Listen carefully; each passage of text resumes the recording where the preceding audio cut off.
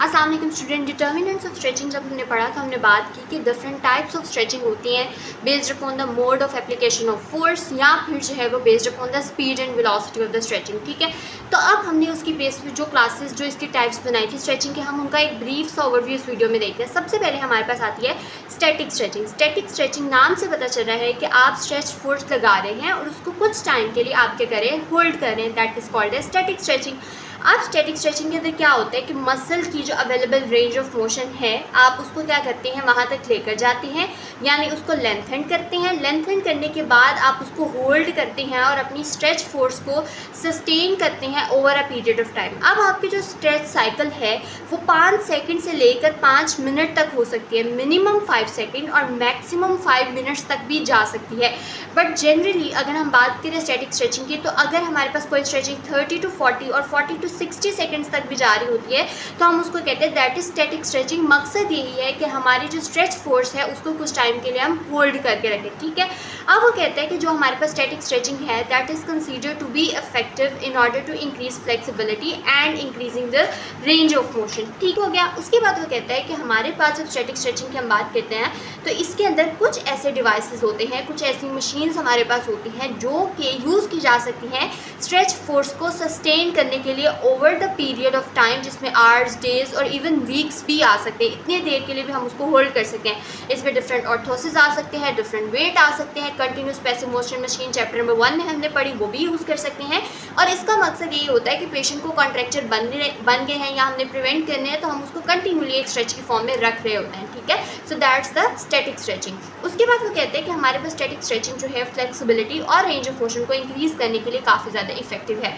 हमने ये बात पढ़ी थी कि हर टिश्यू की एक विस्कोइलास्टिक प्रॉपर्टी होती है। दैट मीन्स जब उसके ऊपर स्ट्रेच फोर्स लगती है स्टार्टिंग में वो लेंथनिंग को क्या करता है, रेजिस्ट करता है, बट इवेंचुअली वो लेंथन हो जाते हैं, गिव अप कर देता है। ठीक है, तो विस्कोइलास्टिक की वजह से वो कहते हैं कि ये फ्लेक्सिबिलिटी और रेंज ऑफ मोशन को इंक्रीज करता है। अल्टीमेटली हमने पढ़ा होता है कि जब भी स्ट्रेच फोर्स अप्लाई होती है तो मसल के अंदर एक टेंशन जनरेट होती है। मसल स्पिंडल मैकेनिज्म के थ्रू मसल जो है वो कॉन्ट्रैक्ट करने की कोशिश करता है, बट जब एक्सटर्नली स्ट्रेच फोर्स को होल्ड किया जाता है तो आहिस्ता आहिस्ता मसल के अंदर वो प्रोसेस होने लग जाता है स्ट्रेस रिलैक्सेशन का, जो हमने पीछे पढ़ा था। स्ट्रेस रिलैक्सेशन अगर आपको याद हो तो हमने कहा था कि मसल के ऊपर जब फोर्स लगती है ज़्यादा टाइम के लिए वो लेंथन होता है, हम फोर्स को सस्टेन करते हैं तो आहिस्ता आहिस्ता मसल के अंदर जो टेंशन जनरेशन कैपेसिटी है वो कम होना शुरू हो जाती है।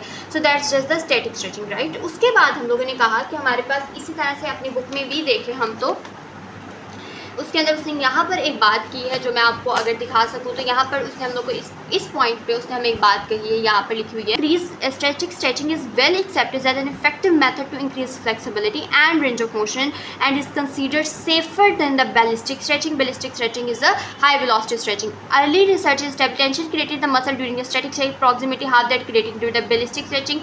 This is consistent with our current understanding of the viscoelastic properties of your connective tissue which lies around the muscle and around the neuromuscular property. सब मिलके क्या करती है, मसल के अंदर फ्लेक्सिबिलिटी, रेंज ऑफ मोशन को इंक्रीज कराने में हेल्प करती है। आई होप कि ये चीज़ अब हमें जो है वो यहाँ से क्लियर हो गई होगी। ठीक है, स्ट्रेच फोर्स सप्लाई होती है, लो इंटेंसिटी आती है तो अल्टीमेटली जो है ना सिग्निफिकेंट न्यूरोमस्कुलर एक्टिवेशन नहीं करती है। जब हम स्ट्रेच फोर्स को कुछ टाइम के लिए सस्टेन करते हैं तो मसल्स के अंदर फोर्स जो है वो बार बार जनरेट नहीं होती है, बहुत ज़्यादा आपकी न्यूरोमस्कुलर सिस्टम में पता है एक प्रोसेस होता है जिसको हम अडेप्टेबिलिटी कहते हैं, अडेप्टेशन कहते हैं। I don't know exact word क्या था, लेकिन आपके मसल्स और आपके नर्व्स और आपके मसल्स विद टाइम अडेप्ट हो जाते हैं टू दोज कंडीशन ना। तो वही बात यहाँ पर हो रही है कि जब भी लो इंटेंसिटी स्लोली आपको स्ट्रेचिंग टेक्निक अप्लाई कर रहे हैं, कंटिन्यूली एक तो आप अप्लाई करें, एंड रेंज स्ट्रेच अप्लाई करें, does not appear to cause significant neuromuscular activation of the stretched muscle. I hope ये चीज़ हमें यहाँ पर क्लियर हो गई होगी।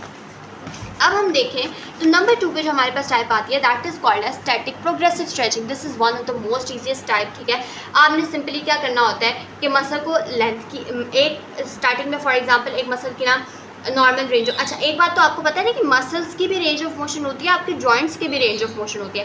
काइनेसियोलॉजी में हमने 2 चैप्टर्स पढ़े थे इस तरह के, एक में हम मसल रेंज ऑफ मोशन की बात की थी, इनर रेंज थी, आउटर रेंज थी, इसी तरह जॉइंट की रेंज ऑफ मोशन की हमने बात की। फॉर एग्जांपल अब हम मसल की रेंज ऑफ मोशन की बात करते हैं, हमने मसल को ना एक पॉइंट तक मूव किया, ठीक है, एक पॉइंट तक हम उसको यहाँ तक लेकर गए, ठीक है, तो नॉर्मल कैपेसिटी एक मसल की इतनी थी। फॉर रेंजेस में ही बात कर लेते हैं, हम लोगों ने 0 to 90 तक एक मसल को लेकर के लेंथन किया, उससे आगे पेशेंट आपको अलाउ नहीं कर रहा था because they were too much tightness. ठीक है, आपने वहाँ पर देखा 0 to 90 डिग्री लेकर गए, आपने वहाँ पर कुछ टाइम के लिए फोर्स लगाई, उसको क्या करके रखा, सस्टेन करके रखा। ठीक है। जब आपने ये काम कर लिया तो आपने देखा कि अब तो मसल्स जो है वो आहिस्ता आहिस्ता रिलैक्स होना शुरू हो गए हैं ना, स्ट्रेचिंग की है, मसल रिलैक्स होना शुरू हो गया, अडाप्ट हो गए हैं, उनके अंदर स्ट्रेस रिलैक्सेशन का फिनोमिनन होना शुरू हो गया, उसने अलाउ किया, पेशेंट भी थोड़ा रिलैक्स हो गया। फिर आपने थोड़ी और रेंज गेन की। अब आप पहले 0 to 90 लेकर जाते हैं, अब आप 0 to 100 ले जाएंगे या 0 to 120 तक ले जाएंगे। फिर आपने सस्टेन किया, फिर फर्दर आप जो है उसको सस्टेन करते रहे। मल्टी एंगल आइसोमेट्रिक्स हमने पढ़ी होंगी जिसमें आप डिफरेंट रेंजेस के अंदर करा रहे हो, तो बिल्कुल इसी तरह आप डिफरेंट रेंजेस के अंदर यहाँ पर क्या कर रहे हैं, स्ट्रेच फोर्स अप्लाई कर रहे हैं, ठीक है। अब वो कहते हैं कि दिस टेक्निक इज़ इफेक्टिव, इसमें हम आहिस्ता आहिस्ता प्रोग्रेशन करते हैं और इसमें रेंज ऑफ मोशन की जो है ना वो आपकी आहिस्ता आहिस्ता से क्या होती है, इंक्रीज़ होती है। आपकी बुक एक छोटा सा पैराग्राफ लिखती है जिसके अंदर वो आपको बताता है कि किस तरह से ये वाली जो टेक्निक काम करती है। Is applied for maximum effectiveness, उसमें shortened tissue are held in comfortably length and position until a degree of relaxation is felt by the patient और by the therapist, then the shortened tissue are incrementally lengthen, मतलब थोड़ी सी length उसकी increase करते even further, and again held in new end in position for an additional duration of time, ठीक है। ये चीज़ आपने कर ली है। उसके बाद वो कहता है कि इस तरह से आपके मसल्स की जो है वो अल्टीमेटली स्ट्रेस रिलैक्सेशन प्रॉपर्टी जो है वो कैपिटलाइज होती है, ठीक है। आई होप कि ये चीज़ हम लोग को समझ आ जाएगी, ठीक है। Manual stretching self stretching routinely इसी तरह से अप्लाई। फिर हमारे पास आती है cycling and intermediate stretching. Cycling intermediate नाम से पता चल रहा है कि आपने स्ट्रेच फोर्स लगाई थोड़े टाइम के लिए, देन आपने स्ट्रेच फोर्स रिलीज़ की, देन आपने उसको दोबारा से रीअप्लाई किया, देन आपने पूरी एक साइकिल चलाई, ठीक है। मतलब पहले मैंने उसको मसल को लेंथन पोजीशन में रखा, फिर मैंने 5 सेकंड के लिए स्ट्रेच फोर्स लगाई, मैंने उसको होल्ड किया, फिर मैंने उस स्ट्रेच फोर्स को रिलीज़ किया, फिर दोबारा से मैंने स्ट्रेच फोर्स को दोबारा से अप्लाई किया, that is called a cyclic stretching. बहुत सिंपल है, ठीक है। देन हमारे पास आती है बैलिस्टिक स्ट्रेचिंग। बैलिस्टिक स्ट्रेचिंग के अंदर आपने याद रखिए कि साइक्लिक और बैलिस्टिक स्ट्रेचिंग में डिफरेंस ये है कि जो साइक्लिक स्ट्रेचिंग आपकी आती है ना, इसके अंदर जो फोर्स आप लगाते हैं वो आप कम टाइम के लिए रखते हैं, जो फोर्स की आपकी जो वेलोसिटी होती है वो स्लो होती है, ठीक है। एक तो ये फोर्स भी आपकी टाइम के लिए सस्टेन होती है 5 सेकंड के लिए। बैलिस्टिक स्ट्रेचिंग के अंदर आप हाई वेलोसिटी स्ट्रेचिंग कर रहे होते हैं, ठीक है। ये बात आप याद रखिए, ठीक है। इसके अंदर कोई भी ऐसा पॉइंट नहीं था जो एक्सप्लेन करने वाला मजीद हो। इस हमारे पास आती है बैलिस्टिक स्ट्रेचिंग। बैलिस्टिक स्ट्रेचिंग आपकी एक हाई वेलोसिटी स्ट्रेचिंग है जिसमें रैपिड फोर्सफुल इंटरमिटेंट स्ट्रेच हो रहा होता है, हाई वेलोसिटी स्ट्रेच हो रहा होता है, हाई इंटेंसिटी का स्ट्रेच हो रहा होता है आपके मसल्स का। सिंपल ये बात है। उसके बाद वो कहता है कि ballistic stretching obviously high velocity stretch है, तो ये स्ट्रेच इस तरह का स्ट्रेच होता है जो कि बहुत ज़्यादा डैमेज कॉज कर सकते हैं आपके टिश्यूज़ को, ठीक है। और रेजिडुअल मसल सोरनेस भी इसकी ज़्यादा होती है, ग्रेटर ट्रॉमा होता है टू द स्ट्रेच टिश्यू, ठीक है।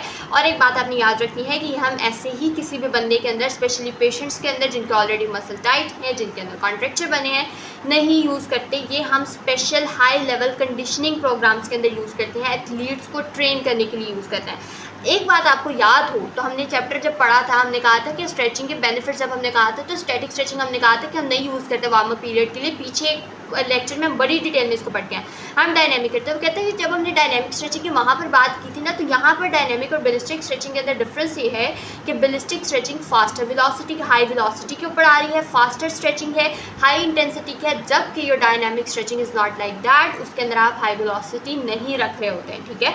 ये सिंपल बात थी हमारे पास बैलिस्टिक स्ट्रेचिंग की। अच्छा, अब हमारे पास कुछ डिसएडवांटेजेस आते हैं बैलिस्टिक स्ट्रेचिंग के अंदर।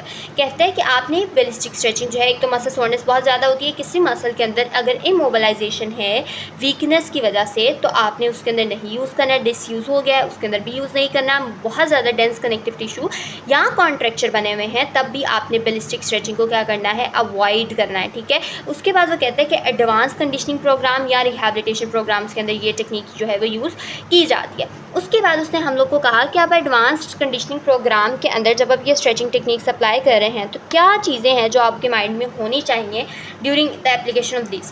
कहते हैं कि आप स्टैटिक स्ट्रेचिंग अप्लाई करें, इससे पहले आप स्टार्ट करते हैं, जब हम पेशेंट को एथलीट को ट्रेन करना स्टार्ट करते हैं, ये उसका एक सीक्वेंस है। पहले आप स्टैटिक स्ट्रेचिंग से स्टार्ट करते हैं, फिर आप slow short and range stretching apply करते हैं, फिर आप slow full range stretching apply करते हैं, देन आप प्रोग्रेस करते हैं fast short and range stretching के ऊपर, और फिर आप फुल रेंज स्ट्रेचिंग कराना शुरू कर देते हैं और फास्ट, ठीक हो गया। उसके बाद हमारे पास आते हैं मोड ऑफ स्ट्रेचिंग। अच्छा, इसके अंदर मैं ज़्यादा एक्सप्लेनेशन नहीं दूंगी because there is not much to discuss, लेकिन ये है कि मैनुअल स्ट्रेचिंग है, इस तरह की टेक्निक है जिसमें फोर्स आपकी किसी मैनुअल सोर्स की वजह से लग रही है। मैनुअल सोर्स जो है वो आपका थेरेपिस्ट हो सकता है, आपका केयर गिवर हो सकता है, क्लिनिशियन हो सकता है, या फिर जो है वो आपका पेशेंट भी हो सकता है जो कि ये फोर्स आपके लगाने में सेल्फ स्ट्रेचिंग कर रहा है, ठीक है। That is another type self stretching जो भी उसने यहाँ पर डिस्कस किया। बट इसमें जो है ना स्ट्रेच फोर्स के अंदर फोर्स जो है वो आपका कोई भी इंसान लगा रहा होता है, ठीक है। उसके बाद वो कहता है कि इसमें हम लोगों ने इंटेंसिटी, स्पीड और टोन को कंट्रोल करना होता है, जो कि सारा कुछ कौन कंट्रोल कर रहा होता है, the person who is applying the force. In that case he और she may be a therapist और द केयर गिवर, ठीक है। 15 से 60 सेकंड के लिए होल्ड किया जाता है एंड देन उसको रिपीट किया जाता है। अब वो कहते हैं कि इस टेक्निक के अंदर मसला ये आता है, एक तो बात आपको ये पता होनी चाहिए ना कि अब इंसान लगा रहा है फोर्स, तो उसके लिए फ़ोर्स को क्वांटिफाई करना मुश्किल है। वो कैसे आपको बताएगा कि मैंने कितनी फ़ोर्स लगाई है, ठीक है। और इवन कि अगर कोई बंदा जो है वो जिसकी एजिंग ज़्यादा, आपको पेशेंट है उसकी एज बहुत ज़्यादा है, ठीक है, तो आपको कैसे पता चलेगा मैंने कितनी फ़ोर्स लगानी है। You can not quantify that force, right. आप ये नहीं कह सकते कि मैंने इतनी फ़ोर्स लगानी है, इतनी लेवल की force, no, you can not do that. इसका एक नुकसान जो है वो ये आता है कि there is difficulty in controlling the intensity, the speed and the magnitude of the force being applied, ठीक है। उसके बाद वो कहते हैं कि इसकी इफेक्टिवनेस है, वो कहते हैं that technique is not suppose to be more effective, मतलब इसकी वो कहते हैं कितनी ज़्यादा इफेक्टिवनेस नहीं है, क्योंकि कुछ टाइम के लिए आप लगा रहे हैं, उसके बाद आप उसको रिलीज़ करें। और इसकी रीज़न वह भी है जो मैंने आपको बताया। वो कहते हैं कि ये जो टेक्निक है, एक तो ये बात आपने याद रखनी है कि ये टेक्निक है पैसिव है, कोई एक्सटर्नल बंदा लगा रहा है, ठीक है, एक्टिवली मसल कॉन्ट्रैक्ट नहीं कर रहे आप। और अगर तो सेल्फ स्ट्रेचिंग नहीं है, वो डिफरेंट टाइप है, तो ये सेल्फ स्ट्रेचिंग के अंदर भी नहीं आ रही है, तो फिर तो passive therapy is no therapy. Passively अगर आप स्ट्रेच करी जा रहे हैं, पेशेंट की कोई कंट्रीब्यूशन नहीं है, तो उसके अंदर कोई एक्सेसिव जो है वो आपको रेंज ऑफ मोशन गेन नहीं हो सकती है। ये बात आपने याद रखनी है। एक्सेसिव गेन के लिए ज़रूरी है कि कुछ हद तक आपके पेशेंट की इन्वॉल्वमेंट अंदर शामिल हो, ठीक है, ये बात आपने याद रखनी है। उसके बाद आपकी एप्लीकेशन क्या है, कहते हैं कि डायग्नोसिस और असेसमेंट के लिए हम इसको यूज़ करते हैं। पेशेंट आपके पास आया, आप स्ट्रेच करा के देखते हैं कि मसल के अंदर टाइटनेस है कि नहीं है। फिर वो कहते हैं कि अगर पेशेंट के अंदर लैक ऑफ न्यूरोमस्कुलर कंट्रोल है, मतलब बिल्कुल भी कंट्रोल नहीं है, पेशेंट खुद को नहीं पता चल रहा है, तो आप उसके अंदर ना ये यूज़ कर सकते हैं। बट अगर पेशेंट के अंदर थोड़ा बहुत कंट्रोल भी है, देन इट इज़ एडवाइजेबल कि आप जो है पेशेंट को कहें कि खुद से मूवमेंट करने की कोशिश करें, या मैं स्ट्रेचिंग कर रहा हूँ आप मुझे असिस्ट करें, ठीक है। यानी आप लेकर जाएँ जितनी रेंज आपको अलाउ करते थे, फिर मैं आपको स्ट्रेच करूँगा, दैट्स द थिंग, ठीक है।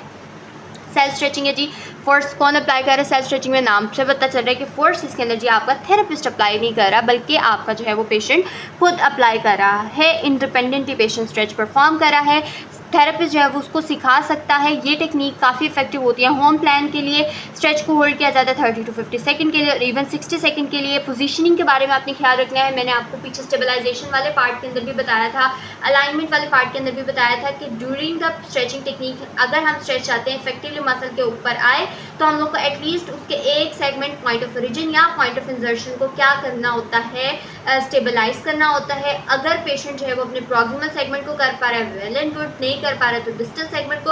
अगर तो प्रॉक्सिमल आपको स्टेबलाइज हो गया, फिर आप इंजर्शन को मूव कर लेंगे, मसला नहीं आएगा। लेकिन अगर डिस्टल सेगमेंट की आप बात करेंगे, तो डिस्टल सेगमेंट को अगर आप स्टेबलाइज कर रहे हैं, तो फिर आप जो है वो अपने बॉडी वेट को भी यूज़ कर सकते हैं, ताकि वो एक स्ट्रेच फोर्स इंड्यूस करा सके। ये स्ट्रेचिंग टेक्निक जो है वो यूज़ की जाती है क्लोज चेन पोजीशन के अंदर पर्टिकुलरली, ठीक है। उसके बाद वो कहता है कि हमारे पास contraction of the opposite muscle. एक बात आपको याद होगी, हमने पीछे बात पढ़ी थी, रेसिप्रोकल इनहिबिशन ये होती है कि अगर आप चाहते हैं कि आपका एगोनिस्ट मसल स्ट्रेच करे, यानी वो रिलैक्स हो, यानी उसकी लेंथ नहीं हो, तो आपको एंटागोनिस्ट मसल के अंदर, उसके ऑपोजिट मसल के अंदर फोर्स जनरेट करानी पड़ेगी। या अगर आप चाहते हैं कि आपका ये मसल लेंथ ना हो, तो फिर आपको अपने एंटागोनिस्ट मसल के अंदर जो है वो इनहिबिशन करानी पड़ेगी कि वो रिलैक्स हो और ये कॉन्ट्रैक्ट हो। हमें पता है ये सारा प्रोसेस हम कब से पढ़ते आ रहे हैं कि एगोनिस्ट एंटागोनिस्ट का रिलेशन क्या है, तो दैट्स द थिंग जो कि यहाँ पर वो बात कर रहे हैं, ठीक है।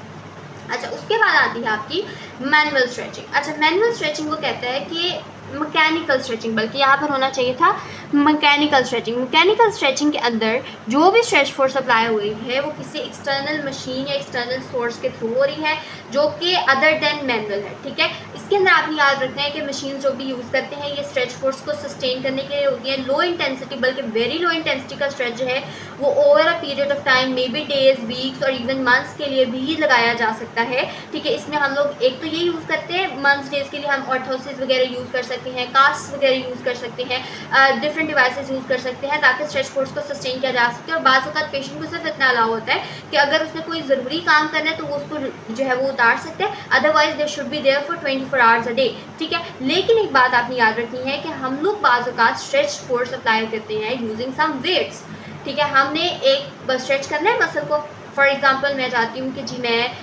हैमस्ट्रिंग स्ट्रेचिंग कराऊँ, तो मैं वेटेड कफ वेट्स भी यूज़ कर सकती हैं ना, ताकि वो स्ट्रेच फोर्स को अप्लाई करें, ठीक है। इसी तरह एंकल वेट्स यूज़ हो सकते हैं, डिफरेंट चीज़ें आपकी यूज़ हो सकती हैं in order to apply that stretch force, but stretch force कौन अप्लाई करेगा? Any mechanical source. यही बात उसने आपकी बुक के अंदर भी डिस्कस की हुई है। तीनों उसने बिल्कुल छोटी सी थेरेपी, छोटी सी टाइप्स हैं जिसको उसने बाज़ वक़्त इतना लंबा करके डिस्कस किया है जो हमें नहीं करना है, ठीक है। हमें उसकी मेन बातें याद होनी चाहिए, हमें मेन बातें याद हैं तो हमारी टाइप्स हो जाएंगे ख़त्म। Thank you so much.